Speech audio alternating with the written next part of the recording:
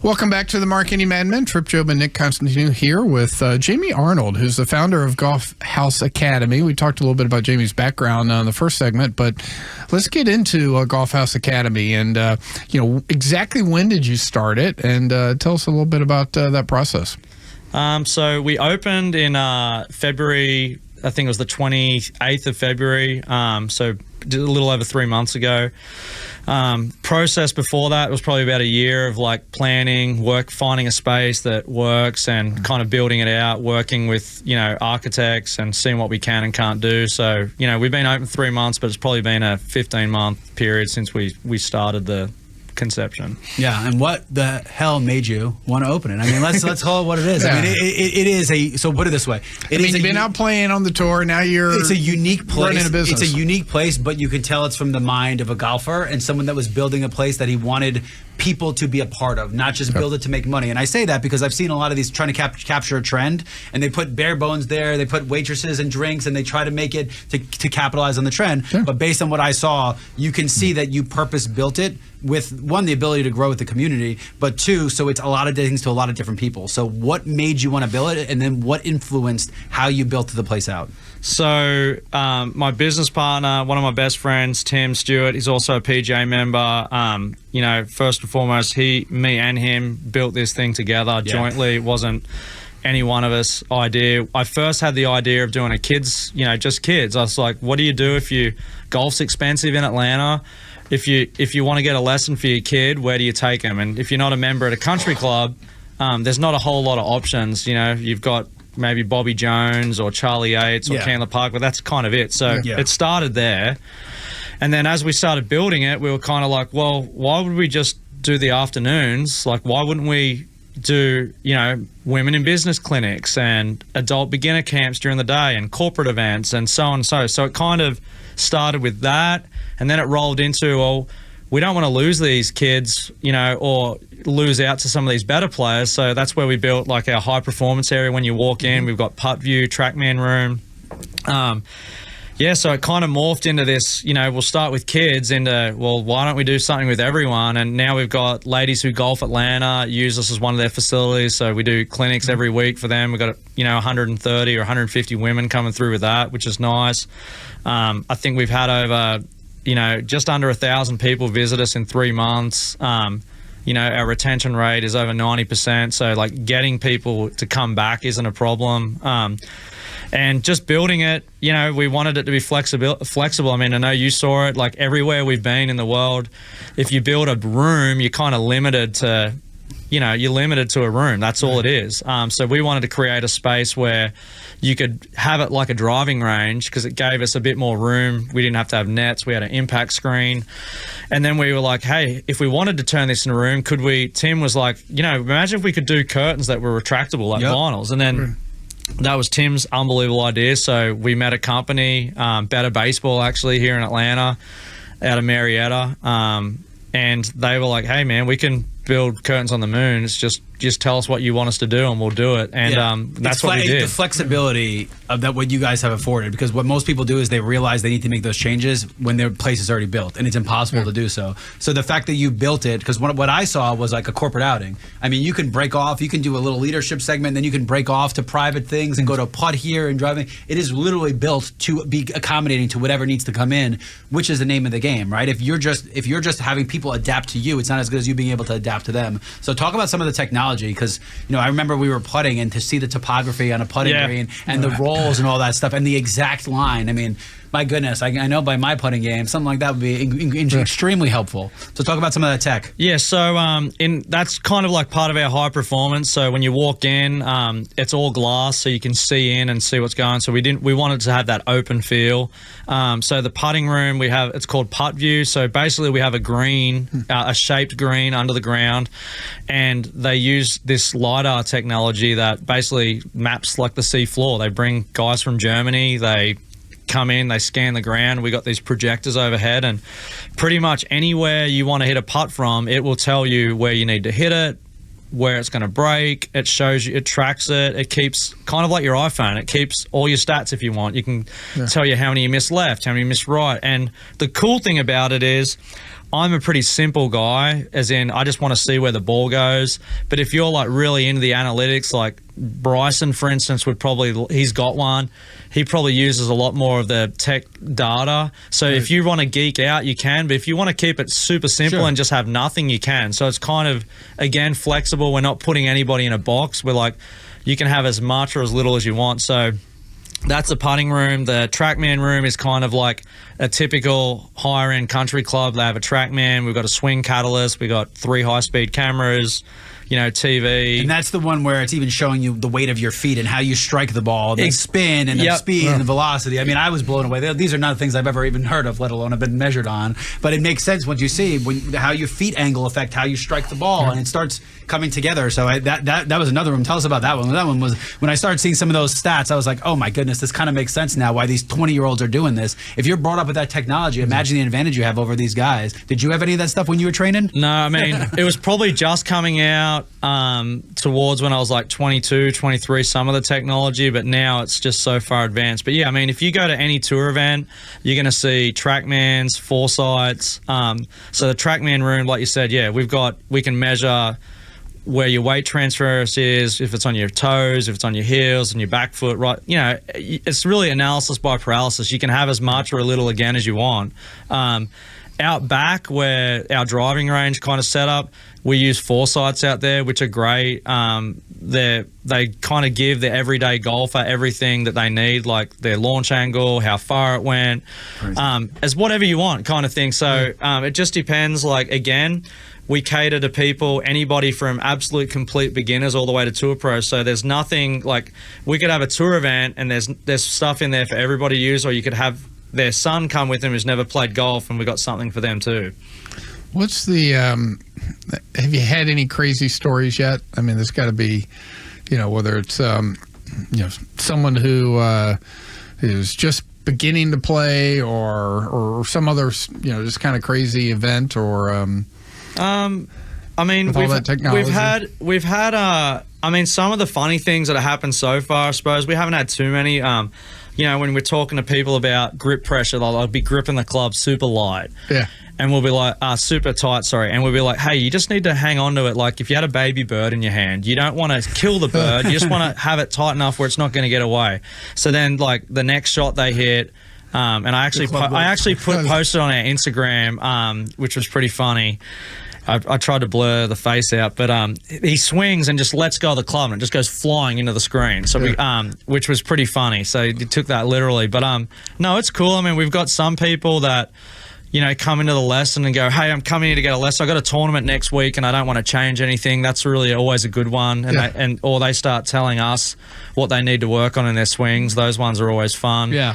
Are you doing the trainings? Are you involved in the trainings? Are you training people? Yeah, absolutely. Do you enjoy it? I mean, one of the things, it's very hard for someone who is good at something to be training or coaching something. So what have you found? Have you been helping people train? Yeah, I mean, I'm in there at the moment, longer hours than I'd care to admit to any of you guys. Most days we're in there 12 hours a day, teaching, doing the clinics. I want to have a hand in it for sure. I mean, I've got a unique background.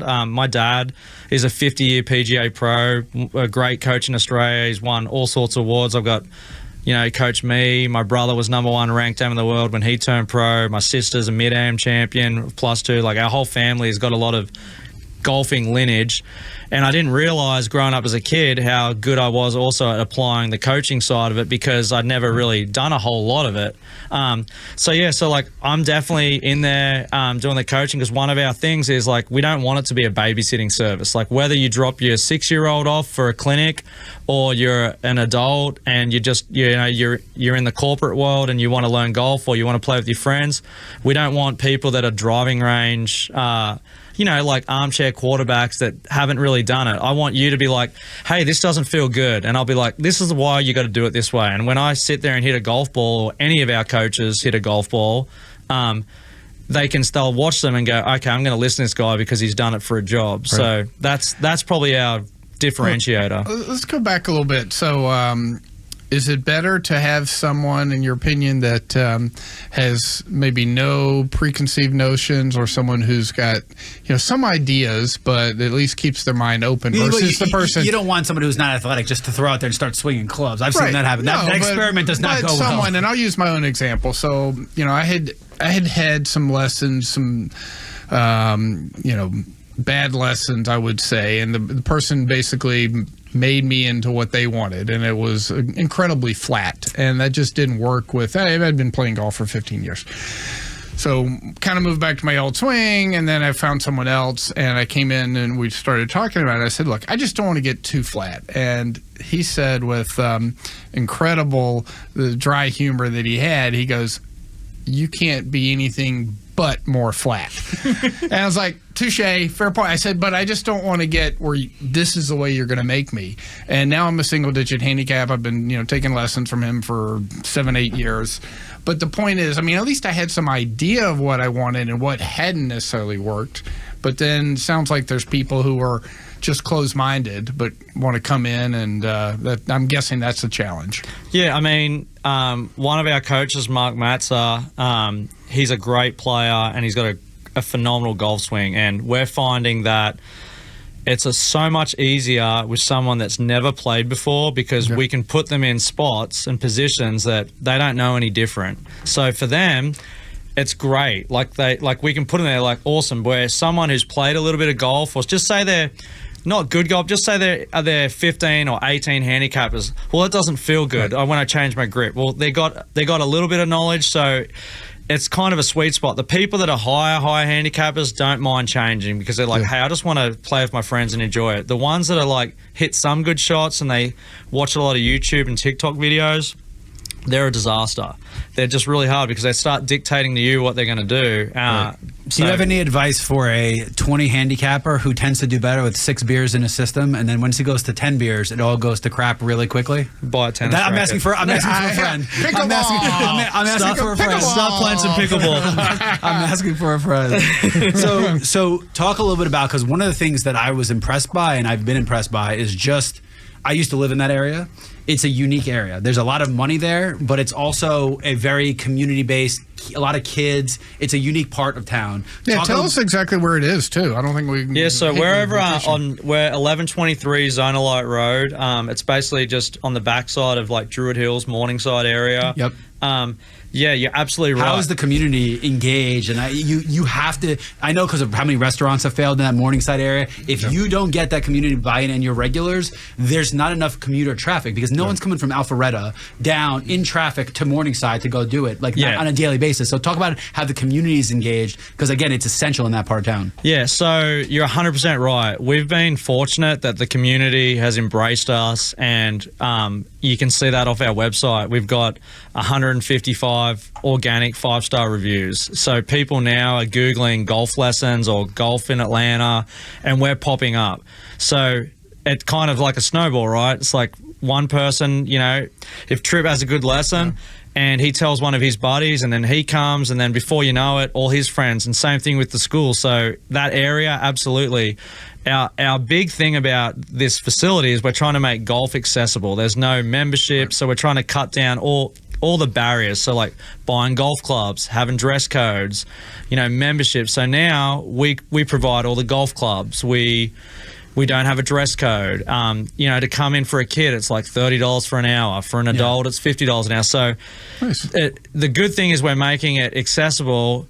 We're definitely in an area that's got a lot of kids. So, we're finding a kid comes and then they bring a friend, they bring another one, and they got their groups. But without the community support and the people behind us, we wouldn't have a business. And we've been fortunate enough that they believe in us. They see that we care.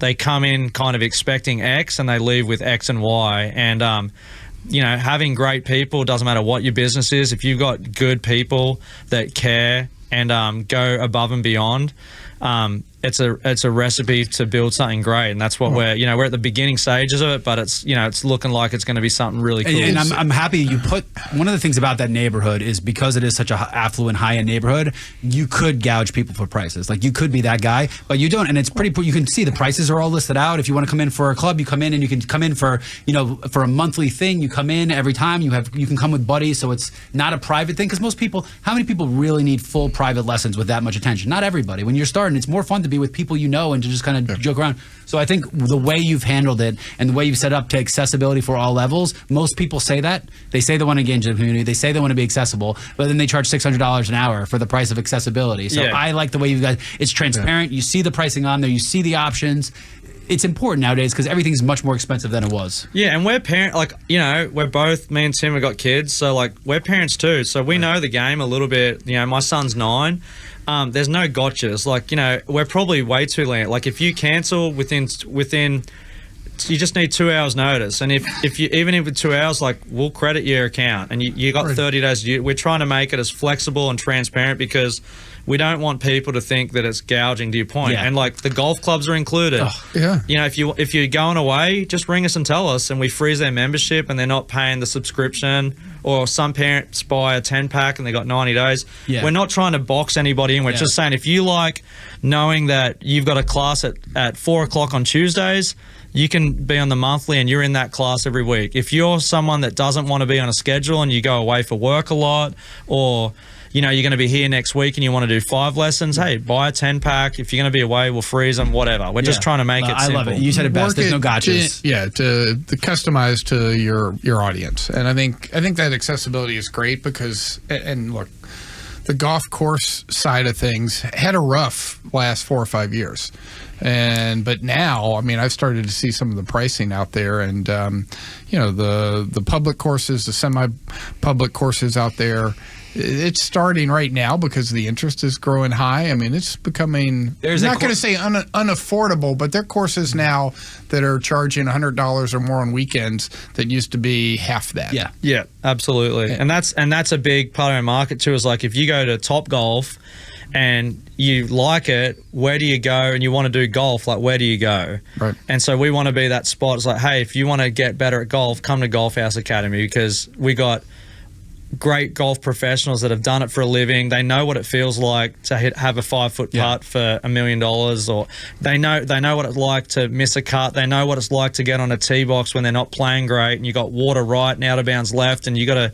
So that's the thing, is you kind of paying for that experience too, and we're trying to do a volume game, because you said earlier, we could probably charge twice as much or 75% more than we do. People out. Yeah, and we don't want to leave people. We want to be getting people from East Atlanta, South Atlanta, wherever they want to come from. We want to be a home that they feel like they can come to and learn their golf. Yeah, and I think it's great because you have the word academy in there, which makes people think it's super serious, but because of the way you have set this place up, it's approachable and it's not boxing anybody out. So I think it's amazing. What about a rainy day?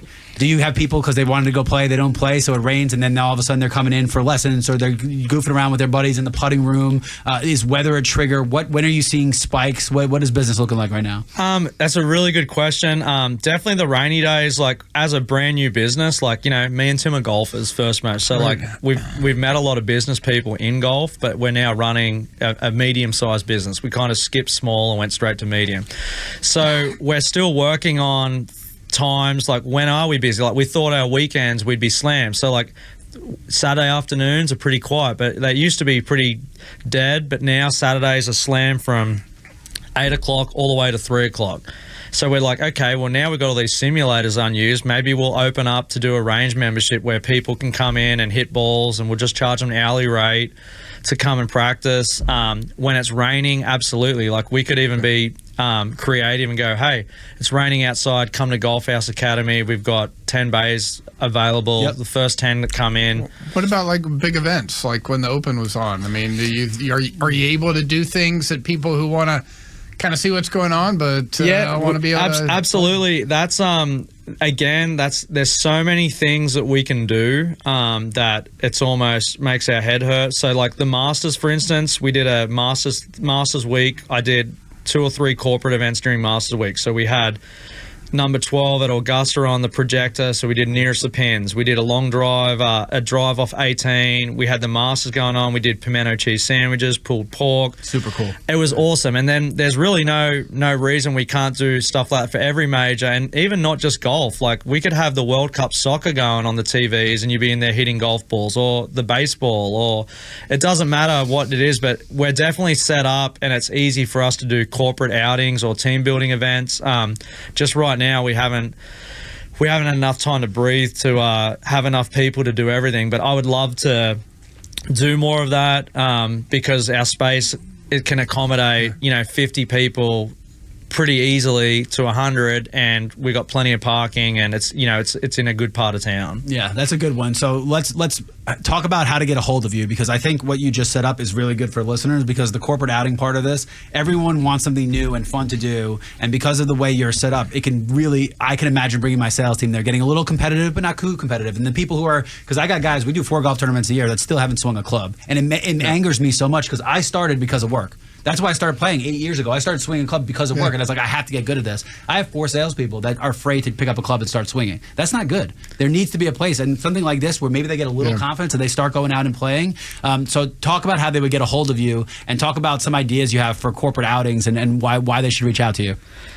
So getting a hold of us is pretty easy. We got a website, golfhouseacademy.com. We're on social media, Instagram, Facebook, Twitter, kind of all those avenues. We got a phone number. You can look us up and call up and ask. But yeah, I mean, our corporate outings, the cool thing is we're doing them already, and we got something for everyone. So we got a nearest a pin. We can do putting comps. Even if you never ever swung a golf club before, there's something in there for you to have a good time. And at the end of the day, if you take home a couple of golf tips here or there, but it's really about creating an experience for you and your team, and that camaraderie and being together. So golf is really just the ticket of entry, but being there as a group together and meeting people that you might know on your sales team, and you might have kids that play sport together, or you might have grew up in the same area but you haven't talked. That's what's kind of really cool. So, and different than the actual sport, because when you go to the sport, you're with one person or 2 other people, with 4 people total, and you're with them for 5 hours. There's not a lot of cross pollinating. No, I mean, yeah, you could, obviously there's a lot of depth, unless you're like me and you're hitting the wrong fairway, then you have to go into people every once in a while. And people are looking for bringing, I mean, they don't have to bring their own clubs. No, you got the equipment. I mean, you can really make it easy for companies. And we throw in instructors too. So when you have a corporate event, we have our tour pros there, giving a clinic, going around to everybody, showing them how to grip it, what to do, what they can improve on, because obviously we get people from who play twice a week to someone who's never done it before. And the cool thing is, like, especially we're finding with a lot of our women clients that they're like, listen, we love this place because we're not intimidated, we're not outside, and also, like, we're not sure, like, sometimes we're on the driving range and we're not sure if people are trying to help us or trying to hit on us, and it's not an intimidating environment. They come in there, we've got music playing. It's just kind of really laid back and relaxed. No, that is I have from personal experience, some people who feel that way, and so it's and it's a block sometimes for women to stop being so good looking, and people won't hit on you in the course every time. It's that simple. It's really that easy. Yeah. Well, with that, I think we definitely need to go to a break. But you are listening to the Marketing Madmen on Extra 106.3. We'll be right back.